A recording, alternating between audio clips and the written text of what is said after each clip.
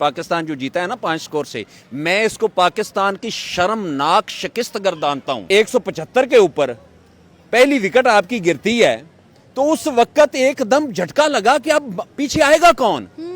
अब कोई मारने वाला बंदा ही नहीं हमारे पास 4 ओवर बाकी थे और उन 4 ओवरों में 50 रन और इजीली कर सकते थे, 60 रन। अब हमें ये चीज़ मान लेनी चाहिए कि क्रिकेट में हम इंडिया का मुकाबला नहीं कर सकते। लोगों के पास खाने को रोटी नहीं है। मुझे मुल्क का आपने ये हाल कर दिया है कि बच्चे क्रिकेट खेलना छोड़ गए हैं, नशों पे लग गए हैं। बाबर आजम वनडे टेस्ट का प्लेयर था, खिला के उसको पागल कर दिया। अब उसको यही नहीं पता मैं किस फॉर्मेट का प्लेयर हूँ। पाकिस्तान जो है वो आज क्वालिफाई कर गया है, आपको ये नहीं पता? नहीं, कहाँ पे, कब?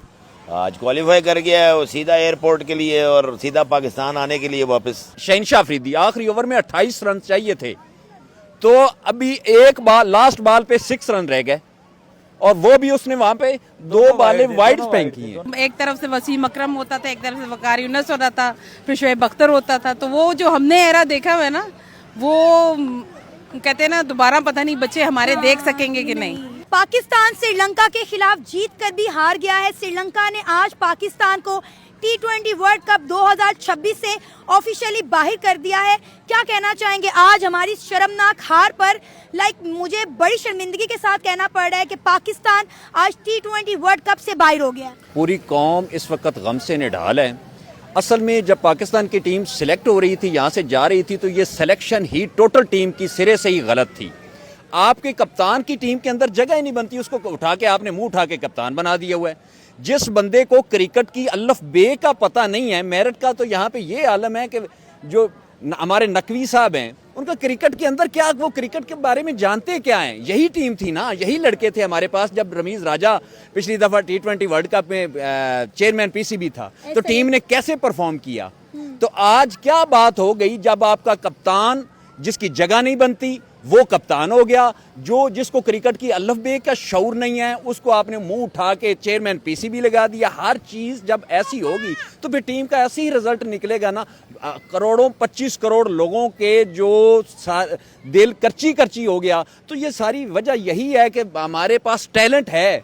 अभी आप देखें ना, फखर जमान को आज दूसरी दफा मौका दिया, बड़ी मुश्किल से कौम ने पीछे से कह के आज के मैच पे आप आ जाओ, 175 के ऊपर पहली विकेट आपकी गिरती है तो उस वक्त एकदम झटका लगा कि अब पीछे आएगा कौन।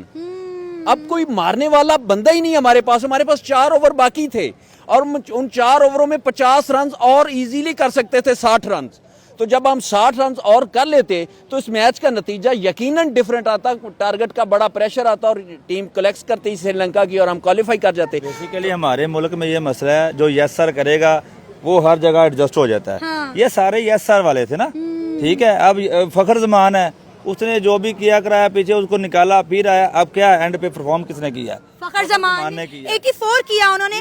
जब फखर जमान की और साहिबजादा फरहान की पार्टनरशिप लगी तो बड़ा अच्छा परफॉर्म किया जैसे सर ने बताया, लेकिन एक विकेट हमारी गिरी है। उसके बाद आप देखें हमारा मिडिल ऑर्डर पूरी तरह से कोलैप्स कर गया। पूरी दुनिया में क्रिकेट एक हॉबी के नाम से खेली जाती है। हाँ। आप क्लब लेवल के ऊपर आपकी क्रिकेट तबाह हुई पड़ी है। लोगों के पास खाने को रोटी नहीं है। मुझे मुल्क का आपने ये हाल कर दिया है कि बच्चे क्रिकेट खेलना छोड़ गए हैं, नशों पे लग गए हैं। बात ये है, पूरी दुनिया के ऊपर 3 फॉर्मेट के अलग अलग प्लेयर होते हैं। हाँ। आपने बाबर आजम वनडे टेस्ट का प्लेयर था, खिला के उसको पागल कर दिया। अब उसको यही नहीं पता मैं किस फॉर्मेट का प्लेयर हूँ। हमने भी थोड़ी सी क्रिकेट खेली। बात करने का मकसद ये है, आप एक तो रोजगार बढ़ जाएगा। हाँ। आप सेंट्रल कॉन्ट्रैक्ट दें, 3 टीमें अलग अलग बताएं। मुझे बताएं, इंग्लैंड हार के बाहर होगी, ऑस्ट्रेलिया हार के बाहर होगी, हाँ। कई टीमें हार गई हैं, लेकिन उन्होंने क्या किया, अपने सिस्टम को आने वाले वक्त में स्ट्रॉन्ग किया। यंगस्टर खेले हैं, ठीक है। जो दूसरे थे, रोहित शर्मा से बड़ा इनमें कौन सा प्लेयर है खेला है? वो विराट कोहली से ये बड़े प्लेयर हैं सारे पाकिस्तानी। बाहर बैठे हैं, उन्होंने यंगस्टर को दिया मौका दिया, रिटायरमेंट दे दी उन्होंने। टीमें बनती हैं जब आप आगे से आगे बच्चों को खिलाते हैं। हाँ। मैं उंगलियों पे गिन के बता सकता हूँ कि डोमेस्टिक के ऊपर इतने प्लेयर पे आपके बैठे हुए, इतने के परफॉर्म करके बाहर बैठे हैं। आज पाकिस्तान की अवाम अपनी नमाज छोड़ के, तरावियां छोड़ के, रोजा इफ्तार करने के बाद लाइन में लग के मैच देख रही थी और दुआएं कर रही थी कि किसी तरह आज जो है हम श्रीलंका को 147 पर ऑल आउट कर दें और सेमीफाइनल के लिए क्वालिफाई कर दें। लेकिन आज हम सर जीत के भी हार गए हैं। देखिए, हम बेसिक जज्बाती कौम है, इंक्लूडिंग मेरे सब लोग जो है ना, हमारी एक जज्बाती वाबस्तगी है, हम मजबूर हैं।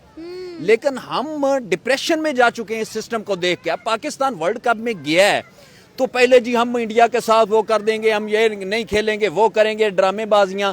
आप लेके क्या आ रहे हैं? अब नेदरलैंड से एक मैच जीते हो और एक हारा हुआ मैच जो नेदरलैंड से मुश्किल, वो फहीम अशरफ के 2 6 लग गया और आप मैच जीत गया इत्तेफाक से। बाकी आपने एक मैच जो अच्छा ठीक जीता है वो यूएसए के खिलाफ जीता है। बाकी आपने टोटल आपकी कारकर्दगी क्या रही है? और इस कप्तान से कोई पूछने वाला है ही नहीं, क्योंकि वो मोहसिन नकवी का बहुत करीबी है। मोहम्मद आसिफ ने पिछली बार भी कहा था कि पाकिस्तान अगले वर्ल्ड कप में भी हार जाएगा अमेरिका से। हम बड़ी मुश्किल जीते हैं ना उनसे। बात करने का मकसद ये है, जो बड़े प्लेयर हैं, बड़े मोहम्मद आसिफ लोग, वसीम अकरम लोग, रमीज राजा लोग, बेचारे बेइज्जत हो रहे होते हैं। कमेंट्री करते, इतनी बेइज्जती ये कभी हुआ था? उन्होंने अपने दौर में इंडिया को हिलने नहीं दिया। आप मैचेस निकाल के देख लें यूट्यूब से, ठीक है। ये इन्होंने तबाह कर दिया। बेसिकली क्रिकेट को सियासत से दूर करने का टाइम है, मोहसिन नकवी को हटाने का टाइम है। आप किसी क्रिकेटर को ला के क्रिकेट का सारा करता दाता बनाए, मैं देखूंगा जब पाकिस्तान हारेगा। सर, हम फॉरेनर कोच तो ले आते हैं लेकिन अपने सीनियर प्लेयर से ट्रेनिंग लेना पसंद नहीं करते। क्या हमारे पास कोई ऐसा सीनियर प्लेयर नहीं है जो हमारी क्रिकेट टीम की ट्रेनिंग कर सके? जो हमें फॉरेनर कोचेस की जरूरत पड़ती है, गोरों की जरूरत पड़ती है और हार फिर भी जाते हैं। हमारे पाकिस्तानी पूरी दुनिया में जाके कोचिंग करते हैं, ठीक है। गोरे हमें हायर करते हैं। देखें, ये पाकिस्तानी कौम है, ये अजीब कौम है। ये तो अपने अब्बे दिन आखे लागते, तुसी इन्होंने गोरे ले आके छड़े ने ना थे। पाकिस्तानी को ऐसा कोच इनको दें जो इनकी साइकी समझता हो। जैसे वसीम अकरम लोग हैं, ठीक है, शुएब अख्तर है, वकार यूनुस नहीं, वो तो साइको है। बेसिकली कोई ऐसा बंदा ला के बैठाना चाहिए जो इनकी साइकी समझे, जिनकी ये क्रिकेटर जो है ना इज्जत करें। जब इज्जत करेंगे सीखेंगे। मैंने खुद देखा हुआ, मैं क्रिकेट में भी खेलता रहा हूँ, मैंने खुद क्रिकेटरों के मुंह से सुना, उमर अकमल लोग ये सारे क्लब में बातें करते थे कि भाई उन्होंने गोरे ने इन्ना मजाक इंज किया। ये बस कहने का मकसद ये है कि ये गोरों का चेजा लगाते हैं। सर, चंद गेंदे मेरा ख्याल है और होती तो ये मैच श्रीलंका जीत गया हुआ था। जी, मैं इस मैच को समझता हूँ ये पाकिस्तान जो जीता है ना 5 स्कोर से, मैं इसको पाकिस्तान की शर्मनाक शिकस्त गर्दानता हूँ। अभी आपका जो प्रीमियम फास्ट बॉलर है हमारा शहनशाह अफरीदी, आखिरी ओवर में 28 रन चाहिए थे, तो अभी एक बार लास्ट बॉल पे 6 रन रह गए और वो भी उसने वहां पे 2 बॉलें वाइड फेंकी हैं और मैच पाकिस्तान सिर्फ 5 स्कोर से जीता। और हम बैठे हुए थे कि ये 70 रन से हम जीतेंगे। तो ये इसको मैं बदतरीन शिकस्त गर्दानता हूँ। बेसिकली पाकिस्तान जो है वो पूरे वर्ल्ड कप में ही ऑफ कलर रहा। ग्रुप स्टेजेस में जिस तरह हम लोग पहला मैच नेदरलैंड से जिस तरह जीते, वो बड़ा मुश्किल था। एक काम फ़हीम अशरफ ने वहाँ पे कुछ बाउंड्रीज लगाई और मामला बन गया। हमारी बेसिकली प्लानिंग फर्स्ट डे से ही ठीक नहीं थी। हमारी टीम की वर्किंग ही नहीं प्लेयर्स के ऊपर, और डिसअपॉइंटिंग है पूरी कौम के लिए। इनिशियल काफ़ी चेंजिंग्स चाहिए इनको टीम के अंदर। लेकिन सर, आज जब मैच शुरू हुआ, जब साहिबजादा फरहान और फ़खर जमान की आपस में पार्टनरशिप लगी है, मैं तो हैरान रह गई कि भाई ये हमारी ही टीम है, इतना अच्छा परफॉर्म कैसे कर सकती है Pakistani cricket team? Pakistani team की ना हिस्ट्री है, जब आपके ओपनर्स परफॉर्म करते हैं तो आपके मिडल ऑर्डर जो हमेशा फ्लॉप रहता है। साहिबजादा फरहान और फ़खर के बाद आपके जितने प्लेयर्स आए उन्होंने 18 बॉल्स खेली और 22 स्कोर किया। हम लोग कम अज़ कम 25 से 30 स्कोर हम लोगों ने वैसे ही कम किया। अगर वो होता तो शायद मैच का सिनेरियो थोड़ा सा चेंज होता। सर, आप यकीन करें कि एक आउट हुआ है हमारा, उसके बाद मुझे तो लग रहा था कि हर बॉल के ऊपर हमारा एक आउट हो रहा है। सलमान अली आगा ने आज क्या किया है आप ये देखें, मतलब लाइक आई वाज शॉक कि 12 गेंदों के ऊपर 14 स्कोर और 6 विकेटें। सलमान अली आगा का खाली आप आज का मैच ना देखें, सलमान अली आगा का पूरा अगर टूर्नामेंट देखें तो मेरा ख्याल है किसी में भी उन्होंने 15 से ज़्यादा स्कोर नहीं किया, और शायद पूरे टूर्नामेंट में उनका शायद ही 40 स्कोर भी हुआ हो। और दूसरी तरफ एक आज रिकॉर्ड टूटा, साहिबजादा फरहान ने किसी भी एक T20 वर्ल्ड कप एडिशन में सबसे ज़्यादा स्कोर का रिकॉर्ड तोड़ा विराट कोहली का। जबरदस्त 383 रन करके टॉप स्कोरर रहा, और फिर भी हम वर्ल्ड कप सेमीफाइनल के लिए क्वालिफाई नहीं कर सके। अफसोसनाक चीज़ है, जितने क्रिकेट फैंस हैं सबके लिए अफसोसनाक दिन है आज।